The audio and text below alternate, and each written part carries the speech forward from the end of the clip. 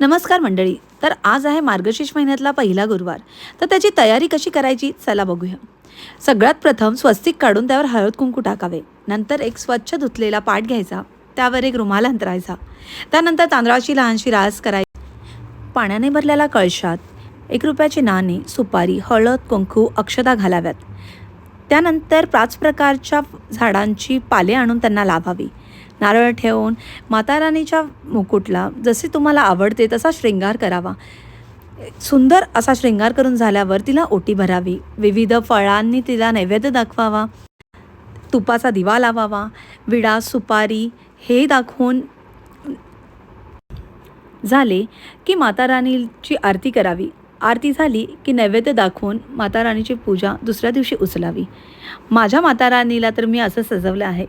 तुम्ही तुमच्या माता राणीला कसं सजवलं आहे ते मला नक्की कमेंट करून सांगा. आणि तुम्हाला माझा हा व्हिडिओ कसा वाटला तेही नक्की कमेंट करून सांगा.